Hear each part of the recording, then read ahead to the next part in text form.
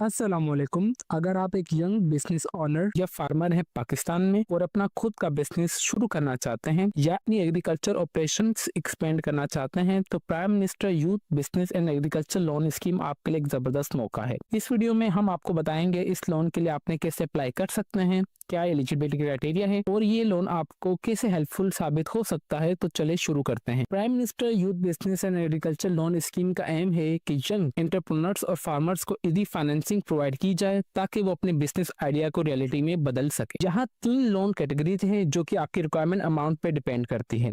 Number first tier 1 जिसकी loan amount 1 lakh से लेके 5 लाख तक है। नंबर सेकंड टायर 2 जिसकी आपकी अमाउंट जो है 5 लाख से लेके 15 लाख तक आपको लोन प्रोवाइड किया जाएगा। और नंबर थर्ड टायर 3 जो है जो कि 15 लाख से लेके 75 लाख तक आपके लिए रिक्वायरमेंट अमाउंट होगी, आप इसके लिए अप्लाई कर सकते हैं। इस लोन के अप्लाई के लिए सबसे पहले जो एलिजिबिलिटी क्राइटेरिया है आपकी जो 21 से लेकर 45 साल के दरमियान आपके पास एज होनी चाहिए। नंबर सेकंड जो आपके पास पाकिस्तान की नेशनलिटी होना लाजमी जरूरी है। अभी हम आपको इंशाल्लाह इनकी वेबसाइट से और भी कुछ इंपॉर्टेंट चीजें पढ़ के बताएंगे, देन आपको हम कैलकुलेशन भी करके दिखाएंगे कि अगर आप इतने परसेंट इनसे लोन लेते हैं तो आपको कितना इंटरेस्ट देना होगा, कौन सी टायर पर देना होगा, टायर की कैटेगरीज को आपने किस तरीके से सिलेक्ट करना है और मोस्ट इंपॉर्टेंट कि आपने इनकी जो एप्लीकेशन फॉर्म है आपने उनको किस तरीके से सबमिट करना है। तो बराए मेहरबानी वीडियो का कोई भी पार्ट आप सब स्किप ना कीजिएगा। अप्लाई के प्रोसेस से पहले मैं आप सबके साथ कुछ स्क्रीनशॉट लाजमी शेयर करना चाहूँगा जिससे आप सबको ये पता चल सके कि वेबसाइट चल रही है और वो ऑनलाइन अप्लाई हो रहा है। जैसे कि अभी मैंने खुद एक कैंडिडेट का रजिस्ट्रेशन की है तो उनकी परमिशन से मैं ये आपको ये चीज़ें दिखा रहा हूँ। उनकी पर्सनल इन्फॉर्मेशन मैं तमाम हाइड कर दूंगा। यहाँ पे देखें लिखा हुआ आ रहा है कि इनका जो सीएनआरसी नंबर ऑलरेडी रजिस्टर्ड है और इन्होंने अप्लाई इनका हो चुका है और ऊपर पॉपअप भी आप देख सकते हैं। तो इसका मतलब ऑनलाइन अप्लाई हो रहा है और जिस तरीके से मैं अभी आपको बताऊंगा मैंने भी इसी तरीके से ऑनलाइन अप्लाई किया है। तो व्यूअर्स आपने वीडियो को कोई भी पार्ट स्किप नहीं करना। जैसे कि आप सब देख सकते हैं कि मैं इनकी मेन वेबसाइट पे आ चुका हूँ। इंशाल्लाह मैं इनकी ऑफिशियल वेबसाइट का लिंक आपको इस वीडियो के डिस्क्रिप्शन में नीचे प्रोवाइड कर दूंगा ताकि आप सबको कोई परेशानी ना हो। यहाँ पे ऑनलाइन अप्लाई के प्रोसेस से पहले आप सबको लाजमी समझना होगा कि कितने परसेंट कौन सी टायर में लोन आप सबको दिया जा रहा है। यहाँ पे बेसिकली बात की जाए तो जो कि बड़े बिजनेसेस के लिए अगर आप लोन के लिए अप्लाई करना चाह रहे हैं तो आपके लिए जो उसकी एज होनी चाहिए 21 से लेकर 45 साल के दरमियान होनी चाहिए। फॉर एग्जांपल अगर आप आईटी ई-कॉमर्स रिलेटेड बिजनेस करना चाह रहे हैं तो उसकी जो एज होनी चाहिए वो आपकी जो होनी चाहिए वो कम से कम 18 साल से आपकी जो एज है वो स्टार्ट हो जानी चाहिए। यहाँ पे पीएम लोन स्कीम बेसिकली आपको दिया जा रहा है 3 टायर्स में। यहाँ पे सबसे पहले टायर 1 की बात की जाए तो जिसमें आपको 5 लाख से लेके जिसमें 5 लाख तक का लोन दिया जा रहा है जिसमें आपको 0% मार्कअप होगा। टायर 2 में आपको जो लोन दिया जा रहा है वो 5 लाख से लेके 1.5 मिलियन तक दिया जा रहा है जिसमें 5% आपका मार्कअप होगा। और टायर 3 में आपको जो है वो 1.5 मिलियन से लेके 7.5 मिलियन तक पीकेआर में आपको लोन दिया जाएगा जिसका मार्कअप होगा मतलब इंटरेस्ट रेट होगा आपको 77% आपको इनको रिटर्न करना होगा उसके ऊपर, ठीक है। यहाँ पे आपने सिंपली इनके एप्लीकेशन फॉर्म पे यहाँ पे आपने जस्ट इसके लिए ऑनलाइन ही अप्लाई करना है। ऑनलाइन अप्लाई के बाद आपने अपने एप्लीकेशन फॉर्म को ट्रैक करना है। ट्रैक करने के बाद आपने कैलकुलेशन लाजमी करनी है कि आपने किस तरीके से कितने परसेंट आप इंटरेस्ट देंगे। उसके बाद आपने एनालिटिक्स को भी लाजमी चेक करना है। इंशाल्लाह ये 4 स्टेप्स अभी मैं आपको लाइव करके दिखाऊंगा। तो अगेन मैं बोल रहा हूँ कि वीडियो का कोई भी पार्ट आप सबने स्किप नहीं करना। यहाँ पे सबसे पहले आपने आ जाना है यहाँ पे कैलकुलेटर में। सबसे पहले आपको इस चीज़ को लाजमी समझना होगा कि आप जिस लोन के लिए अप्लाई करना चाह रहे हो तो उसके लिए कितने परसेंट हर एक चीज़ यहाँ पे आपके सामने शो हो जाएगी। फॉर एग्जाम्पल मैं टायर 1 के लिए अप्लाई करना चाह रहा हूँ जिसमें जो लोन की जो अमाउंट है वो 5 लाख तक है तो यहाँ पे मैं लिख दूंगा 4 लाख, ठीक है। जैसे ही यहाँ पे मैंने देखा जाए तो यहाँ पे 4 लाख लिखा है। यहाँ पे लोन यहाँ पे देखा जाए तो मैं कितने साल में रिटर्न दूंगा, 1 साल में, 2 साल में, 3 साल में, 4, 5, 6, 7, 8, वो आपके ऊपर है। मैं फॉर एग्जाम्पल 4 साल में रिटर्न देना चाह रहा हूँ तो मैं सिंपली कैलकुलेट वाले बटन पे दबाऊंगा। कैलकुलेट वाले बटन पे दबाने के बाद यहाँ पे मेरे पास अभी एक रिपोर्ट आ जाती है जिसमें हर एक चीज़ मेंशन होगी कि मेरी लोन अमाउंट इतनी है, एनुअल इंटरेस्ट रेट 0% है, 4 साल में मुझे रिटर्न करना होगा, 12 महीने पेमेंट, ईयर 12 महीने और यहाँ पे स्टार्टिंग जो डेट है 1/5/2025 जो है इस डेट पे मतलब मैं अप्लाई करने जा रहा हूँ, ठीक है। इस तरीके से आपकी जो लोन डिटेल आ जाएगी। यहाँ पे देखा जाए तो यहाँ पे मेरा 0% आ रहा है, ठीक है, ये 4 लाख के ऊपर।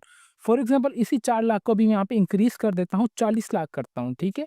यहाँ पे लोन की 4 साल लिख देता हूँ। यहाँ पे देखा जाए तो अभी मैं टायर उसमें आ चुका हूँ। टायर 3 में जिसका जो यहाँ पे इंटरेस्ट रेट है यहाँ पे देखा जाए तो 7% मार्कअप है। यहाँ पे देखा जाए तो 7% है, यहाँ पे लिखा हुआ है।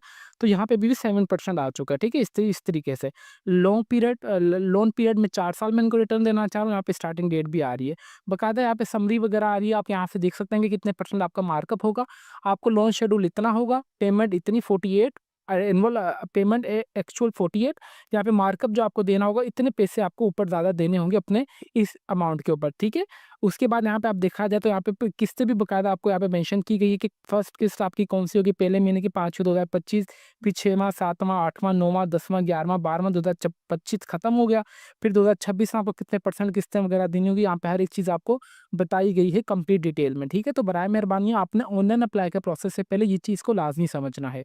अगर आपसे ऑनलाइन अप्लाई हो रहा है तो वेल एंड गुड, अगर आपसे ऑनलाइन अप्लाई नहीं हो रहा तो आप हमसे भी ऑनलाइन अप्लाई करवा सकते हैं बिल्कुल मुनासिब से चार्जेस में, जो कि हमारा Facebook page let's learn with मली के नाम से आप हमें यहाँ पे मैसेज कीजिएगा। देन आपको हम इंशाल्लाह अच्छे तरीके से डील करके आपका ऑनलाइन हम अप्लाई कर देंगे बिल्कुल मुनासिब से चार्जेस में। ठीक है, तो मैं अगेन रिपीट करता हूँ कि अगर आप खुद से ऑनलाइन अप्लाई कर रहे हैं तो आपने कैलकुलेटर लाजमी करनी है, अपनी वैल्यू कितने % आप इंटरेस्ट रेट देंगे और आपकी कौन से मंथ की कितनी किस्त वगैरह बनेगी, यहाँ पे उन्होंने कंप्लीट डिटेल आप सबके साथ लाजमी शेयर की हुई है। ठीक है, कैलकुलेटर के बाद यहाँ पे आने के बाद मैं अगेन आ जाता हूँ इनकी मेन वेबसाइट पर। इसके आने के बाद यहाँ पे सिंपली आना है आपने ऑनलाइन अप्लाई के लिए। ठीक है, ऑनलाइन अप्लाई के बाद आपने टेक एप्लीकेशन फॉर्म किस तरीके से करनी है इंशाल्लाह मैं वो भी आपको बताऊंगा। फिर आपने आना है एनालिटिक्स पे। चलिए, कैलकुलेटर के बाद अभी हम आते हैं एनालिटिक्स पे कि कितने % लोन लोगों को दिया जा रहा है, उनकी एप्लीकेशन फॉर्म कितने % रिजेक्ट हो चुकी है या नहीं। ठीक है, इस तरीके से आ चुका हूँ मैं इनकी। यहाँ पे लोन अप्लाइड इतने % लोगों ने लोन के लिए अप्लाई किया, लोन प्रोसेस इतना हो चुका है, अप्रूव इतनी एप्लीकेशन हुई है, लोन डिस्ट्रीब्यूशन इतने % हो चुका है, रिजेक्टेड इतने % एप्लीकेशन हुई है, और इस लोन की वजह से कितनी % जॉब्स क्रिएट की गई हैं बैंक से, वो आपको इतने भी यहाँ पे दिया गया है। अच्छा, यहाँ पे जो आपको लोन प्रोवाइड किया जाएगा आपको इन बैंक्स में से दिया जाएगा, जो कि bank of Punjab, national bank of Pakistan, Askari bank, bank Habib bank limited और बैंक ऑफ खैबर। ठीक है, ये वाले बैंक से आपको लोन इजीली प्रोवाइड किया जाएगा। यहाँ पे आपके पास बकायदा एप्लीकेशन फॉर्म में ऑप्शन लगा के कौन सी आप बैंक से लोन रिसीव करना चाह रहे हैं। ठीक है, यहाँ पे रीजन के हिसाब से भी आप इजीली कर सकते हैं कि पंजाब, सिंध, KPK, बलोचिस्तान, गिरगित बल्तिस्तान, आज़ाद जम्मू कश्मीर, फेडरल से स्टार्टअप, एज, जेंडर, इस मतलब आप कैटेगराइज वगैरह हर एक चीज़ कर सकते हैं। यहाँ पे मैं जेंडर पे दबाया, जेंडर पे दबाने के बाद यहाँ पे अभी मेरे पास यहाँ पे चार्ट आ जाएगा कि कितने % लोगों ने अप्लाई किया है, जेंडर्स में मेल या फीमेल्स ने, मेल्स ने इतने % अप्लाई किया, फीमेल्स ने इतने, अदर्स ने इतने। ठीक है, यहाँ से भी हम देख सकते हैं। ठीक है, बकायदा यहाँ पे आ रहा है कि भावलपुर यहाँ पे देखा जाए तो यहाँ पे सिंपली मैंने जो है यहाँ पे एक रीजन कोई भी यहाँ पे मैं इसको कर देता हूँ डिलीट। ठीक है, मैं आ जाता हूँ फॉर एग्जांपल सिंध पे आता हूँ। फॉर एग्जांपल डेमो के तौर पर देखेंगे सिंध में से कितने लोगों ने अप्लाई किया। जैसे ही मैंने यहाँ पे दबाया तो आप अपने सूबे के हिसाब से इजीली देख सकते हैं कि डिस्ट्रिक्ट के हिसाब से भी कि आपके डिस्ट्रिक्ट में से, तहसील में से, ये सूबे में से या बैंक में से कितने % लोगों ने अप्लाई वगैरह किया लोन के लिए। तो इनका ये पोर्टल अपडेट हो चुका है with the passage of time. तो आपने जो भी इन्फॉर्मेशन लेनी है, इनकी तमाम इन्फॉर्मेशन आपने यहीं से ही लेनी है।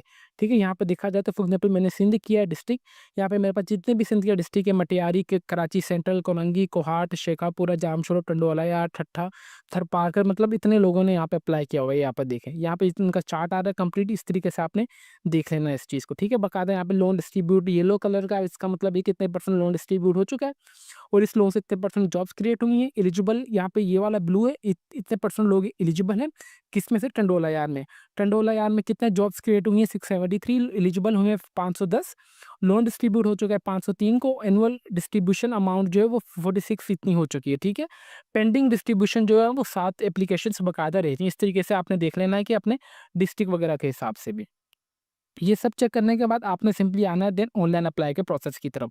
जैसे आप ऑनलाइन अप्लाई करेंगे, फिलहाल अभी मैं आपको ट्रैक एप्लीकेशन भी बता देता हूँ, देन आपको एट द एंड पर आपको ऑनलाइन अप्लाई का प्रोसेस कंप्लीट डिटेल में बता दूंगा। ठीक है, सिंपली आप जब आपका ऑनलाइन अप्लाई हो जाएगा, आपने सिंपली आएंगे ट्रैक एप्लीकेशन फॉर्म पे, यहाँ पे आपका शनाख्ती कार्ड नंबर एंटर करेंगे। आपने यहाँ पे अपना मोबाइल नंबर पीछे एप्लीकेशन फॉर्म में वही एंटर करना है जो कि आपके शनाख्ती कार्ड के ऊपर रजिस्टर्ड हो। देन आपका शनाख्ती कार्ड की जो भी इशू डेट होगी आप वो एंटर करेंगे, फिर आपने अपनी यहाँ पे डेट ऑफ बर्थ अपनी यहाँ पे एंटर कर देनी है। ये एंटर करने के बाद जस्ट आप सबमिट वाले बटन पे दबाएंगे तो आप अपनी इजीली अपनी एप्लीकेशन फॉर्म को देख सकते हैं कि वो कौन से स्टेप पे जा चुकी है, या अप्रूव्ड हुई है या रिजेक्ट हुई है, वो कौन से लेवल पे पहुंच गई है। ठीक है, इस तरीके से आपने अपनी ट्रैक एप्लीकेशन फॉर्म देख लेनी है। ट्रैक एप्लीकेशन फॉर्म देखने के बाद आपने सिंपली आएंगे अप्लाई फॉर द लोन के लिए, आपने simply fill online loan application, आपने जस्ट इस पर क्लिक करना है। इस पर क्लिक करने के बाद यहाँ पे आ रहा है कि आपने टायर 1 के लिए अप्लाई करना है, तो आपने फैक्टर्स इन फ्यू यहाँ पे हर एक चीज़ बताई गई है कि यहाँ पे हर कोई अप्लाई वगैरह कर सकता है। सिंपली यहाँ से इसको मैं क्लोज करता हूँ। क्लोज करने के बाद यहाँ पे यूज़र, यहाँ पे सिंपली ये जो भी आ रहा है आपने इसको नहीं छेड़ना। ठीक है, यहाँ पे जो भी आपके शनाख्ती कार्ड का नंबर है आप वो एंटर करेंगे, शनाख्ती कार्ड आपका कब इशू हुआ है वो एंटर करेंगे। फिर आपने तो कौन से टायर के लिए अप्लाई करना चाह रहे हैं, फॉर एग्जाम्पल आप 5 लाख से लेके 1.5 मिलियन, 1.5 करोड़ तक है, आप 1.5 करोड़ से लेके 7.5 मिलियन तक अप्लाई करना चाह रहे हैं। यहाँ पे हर एक चीज़ मेंशन की गई है। ठीक है, इस तरीके से आपने देख लेना।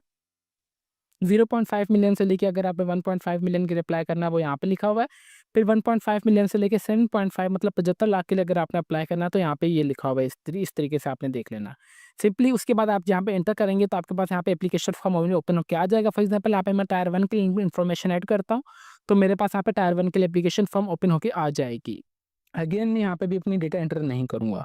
तो यहाँ पे जस्ट मेरे पास इनका एप्लीकेशन फॉर्म ओपन होकर आ चुका है। मैंने आप सबको देखें कि ये मैंने अपनी एप्लीकेशन फॉर्म पहले से ओपन करके रखा हुआ था, ताकि मैं आप सबको दिखा सकूं कि आपने एप्लीकेशन फॉर्म किस तरीके से डाउनलोड करना है। ये अगेन वही चीज़ें आ रही है, इंस्ट्रक्शंस वगैरह आपने इसे अच्छे तरीके से पढ़ लेना है। सबसे पहले आ रहा है कि पर्सनल इन्फॉर्मेशन में सबसे पहले सिलेक्ट बैंक आ रहा है कि आपने कौन से बैंक में है, आपके करीब होगी, आप उसके लिए अप्लाई करेंगे। फॉर एग्जाम्पल अगर मैं सिंध से हूँ या पंजाब से हूँ, फॉर एग्जाम्पल मैं आप समझ लीजिए मैं पंजाब से हूँ और लाहौर से हूँ, मैं बैंक ऑफ पंजाब यहाँ पे एंटर करूंगा। बैंक ऑफ पंजाब एंटर करने के बाद सिलेक्ट MFI और MFB, यहाँ पे देखेंगे अखवात इस्लामिक फाइनेंस और नेशनल रूरल सपोर्ट प्रोग्राम में मैं इस्तेमाल करूंगा। एप्लीकेंट नेम, यहाँ पे आपका पास जो भी आपका CNIC पर नाम होगा ना, आपने यहाँ पे अपना मुकम्मल नाम एंटर करेंगे। मुकम्मल नाम एंटर करने के बाद यहाँ पे एप्लीकेंट पिक्चर, यहाँ पे आपने अपनी जो वाइड है ब्लू बैकग्राउंड में तस्वीर अपलोड करनी है। बराए मेहरबानी सेल्फी वगैरह अपलोड ना कीजिएगा, एक प्रोफेशनल तरीके से अप्लाई कीजिए ताकि आपको जो प्रोफेशनल एप्लीकेशन फॉर्म जाए और आपका जो रिजेक्शन ना हो और एक्सेप्ट जल्द से जल्द हो जाए। देन उसके बाद यहाँ पे आपकी अपनी CNIC की क्लियर तस्वीर लेनी है। CNIC की यहाँ पे ब्राउजर पे आएंगे, ब्राउजर पे आने के बाद जस्ट आपने अपनी तस्वीर यहाँ पे अपलोड कर देनी है। यहाँ पे हो सके जितना, अगर आपकी पिक्चर वगैरह अपलोड ना हो ना, आपने अपनी पिक्चर का जो साइज है उसका कंप्रेस कर देना है, रिड्यूस कर देना है, ठीक है। देन उसके बाद यहाँ पे अपनी CNIC की बैक तस्वीर भी अपलोड कर देनी है। ये करने के बाद डेट ऑफ द बर्थ आप अपनी एंटर कर देंगे। आपकी डेट ऑफ बर्थ क्या है, एप्लीकेंट CNIC ऑलरेडी आ रहा होगा क्योंकि जब आपने खुद की रजिस्ट्रेशन की होगी तो आपके पास ही आ जाएगा। नंबर ऑफ द डिपार्टमेंट, यहाँ पे देखेंगे आपके नंबर ऑफ द डिपेंडेंट, ठीक है। यहाँ पे रियासत अफराद की तादाद, आपके मतलब फैमिली मेम्बर्स वगैरह कितने आप वो एंटर करेंगे। आपने फिर यहाँ पे अपनी CNIC की इशू डेट भी आपके पास ऑलरेडी आ रही होगी। अब जेंडर मेल या फीमेल जो भी हैं आप वो एंटर करेंगे। अगर आप फॉर एग्जांपल जेंडर फीमेल है, अगर आप कोई भी मेरी बहन अप्लाई करना चाह रही है लोन के लिए, अगर उनकी शादी हो चुकी है और उनके भी हस्बैंड का नाम CNIC पे आ चुका है, तो आप अपने यहाँ पे हस्बैंड का नाम लिखेंगे। अगर फॉर एग्जांपल आप मेल ही हैं तो यहाँ पे जस्ट आप मेल लिखने के बाद आपने अपने वालिद साहब का नाम यहाँ पे एंटर कर देना है। देन उसके बाद अगर आप शादीशुदा हैं या मैरिड हैं या सिंगल जो भी हैं आप वो एंटर करेंगे। सिटीजन स्टेटस जो आपके पास रेजिडेंसी होना चाहिए पाकिस्तानी, देन आप इसके लिए इस लोन के लिए एलिजिबल हैं। अदरवाइज भले आप सबमिट भी कर दें तो आपकी एप्लीकेशन रिजेक्ट कर दी जाएगी या पेंडिंग में चले जाएगी। देन उसके बाद आप कौन से मजहब से बिलोंग करते हैं आप वो एंटर करेंगे। डू यू एनी डिसेबिलिटी, अगर आप माजूर हैं तो ठीक है, अगर आप नहीं है तो आपने नो कर देना है। एजुकेशन स्टेटस यहाँ पे देखा जाए तो मेरे पास 4 साल की डिग्री है तो ठीक है, अगर आपके पास कोई भी डिग्री ना भी हो तो यहाँ पे आप नन भी कर सकते हैं, कोई इसमें इशू वाली बात नहीं है, ठीक है। फॉर एग्जाम्पल अगर मेरे पास जो है यहाँ पे, अगर आपके पास MBBS 5 साल का है देन भी आप इसमें अप्लाई हो सकता है। अप्लाई अगर ना भी तालीम हो देन भी हो सकता है, ठीक है। यहाँ पे आप जरूरी नहीं कि आपने अपनी तालीम यहाँ पे मेंशन करनी है। अगर आप एजुकेटेड है तो वेल एंड गुड है, अगर आप नहीं हैं तो इसमें भी कोई बड़ी परेशानी वाली बात नहीं है। यहाँ पे सारे ऑप्शंस प्रोवाइड किए गए हैं। प्रोफेशनल कोर्सेज अगर आपने किया हुआ है, कोई भी DIT या CIT या CA या ACA में पोस्ट डॉक्टरेट है, आप डॉक्टरेट या अगर 18 साल की तालीम है, बैचलर्स की डिग्री या मास्टर्स की डिग्री आपके पास जो भी है, अगर आप मिडिल पास इंटरमीडिएट पास भी हैं, आप यहाँ पे वो चीज़ इंटर कर दें, ठीक है। मैं अगेन रिपीट कर रहा हूँ कि ज़रूरी नहीं कि आपने अपनी एजुकेशन अगर आपके पास हो देन भी आप इसमें एलिजिबल हैं। मैंने आपको स्टार्टिंग में ये चीज़ बता दी थी कि अच्छे तरीके से हर एक चीज़ मैं आपको इन्फॉर्मेशन वीडियो से इनकी वेबसाइट से देख के बता रहा होता हूँ। यहाँ पे जस्ट मेरे पास 4 साल की डिग्री है तो मैंने यहाँ पे 4 साल लिख दिया। अपलोड डिग्री, यहाँ पे अपलोड एजुकेशनल डिग्री, यहाँ पे जो मेरे पास 4 साल की डिग्री है ना, यहाँ पे मैं वो अपलोड कर दूंगा। उसके ट्रांजिशन या आपके पास जो भी डिग्री आप वो अपलोड कर सकते हैं। आर यू स्किल्ड, मेरे पास जी बिल्कुल स्किल्ड है। मेरे पास कौन सी स्किल्स वगैरह यहाँ पे मैं जो यहाँ पे वो स्किल जो मेरे पास फॉर एग्जाम्पल प्रोग्रामिंग स्किल्स है, फुल स्टैक वेब डेवलपमेंट की, तो मैं यहाँ पे वो एंटर कर दूंगा। अगर आपके पास ना भी हो देन भी आप सिंपली यहाँ पे आएंगे और आपने नन ये अदर पे भी दबा सकते हैं, कोई इसमें परेशानी वाली बात नहीं है। फॉर एग्जाम्पल अगर आप अदर दबाते हैं तो यहाँ पे कुछ भी ऑप्शन नहीं आ रहा। अगर फॉर एग्जाम्पल आप नन भी दबाते हैं तो देन भी इसमें कोई परेशानी वाली बात नहीं है, जस्ट ठीक है। मैं आपको देखिए हर एक चीज़ डिटेल में इसलिए बता रहा हूँ ताकि आप सबको कोई परेशानी ना हो। प्रेजेंट एड्रेस, यहाँ पे आपका जो भी प्रेजेंट एड्रेस होगा ना, देखेंगे आपके पास यहाँ पे भी 2 एड्रेस होते हैं। एक यहाँ पे आपके पास परमानेंट एड्रेस और एक आपके पास होता है प्रेजेंट एड्रेस। परमानेंट एड्रेस वो होता है कि जो आपके CNIC पर होता है, और नंबर सेकंड होता है प्रेजेंट एड्रेस। अगर आपकी दोनों चीज़ें वो एड्रेस सेम है तो वेल एंड गुड, अगर आपकी सेम नहीं है भी तो भी कोई परेशानी वाली बात नहीं है। फॉर एग्जांपल मेरा जो परमानेंट एड्रेस है वो इस्लामाबाद का है, मगर अभी मेरी जो जॉब चल रही है वो लाहौर में चल रही है, तो मेरा यहाँ पे जो प्रेजेंट एड्रेस होगा वो लाहौर का होगा और मेरा जो परमानेंट एड्रेस होगा वो मेरा इस्लामाबाद का होगा। प्रेजेंट एड्रेस यहाँ पे मैं लिख दूंगा लाहौर। प्रेजेंट प्रोविंस कौन सा है, मेरा पंजाब है तो यहाँ पे पंजाब लिख दूंगा। डिवीजन मेरे पास पंजाब का कौन सा है, मैं यहाँ पे सिंपल यहाँ पे सबसे पहले पंजाब करता हूँ। यहाँ पे पंजाब आ चुका है। फिर उसके बाद प्रेजेंट डिवीजन मेरे पास आ जाएगा यहाँ पे, ठीक है। उसकी लिस्ट अभी मौजूद हो जाएगी मेरे पास, तो मैं यहाँ पे वो सिलेक्ट करूंगा, ठीक है। जैसे यहाँ पे मैंने पंजाब सेलेक्ट किया तो मेरे पास यहाँ पे प्रेजेंट डिवीजन आ चुका है। अभी मैं पंजाब के कौन से डिवीजन से बिलोंग करता हूँ यहाँ पे आ चुका है। इसी तरीके से अगर आप सिंध से हैं तो यहाँ पे सिंध के लिए प्रेस करेंगे। यही नहीं कि आप पाकिस्तान के किसी भी शहर, किसी भी डिस्ट्रिक्ट से हैं तो आप इस लोन के लिए इजीली अप्लाई कर सकते हैं, ठीक है। यहाँ पे मैंने फॉर एग्जाम्पल सिंध किया तो यहाँ पे सिंध में मेरे पास हैदराबाद, कराची, लाड़काना, मीरपुर खास ये सारे आ चुके हैं। फॉर एग्जाम्पल यहाँ से मैं कर देता हूँ शहीद बेनज़ीराबाद, नवाबशाह, ठीक है। ये करने के बाद यहाँ पे अपने पास प्रेजेंट डिस्ट्रिक्ट की लिस्ट आ जाएगी कि कोई भी मैं फॉर एग्जाम्पल सांगला डिस्ट्रिक्ट से हूँ तो यहाँ पे मैं सांगल लिख दूंगा। फिर प्रेजेंट तहसील पे आ जाएगी, तहसील मेरे पास यहाँ पे मेरी सिंझोरो है तो यहाँ पे मैं सिंझोरो एंटर कर दूंगा।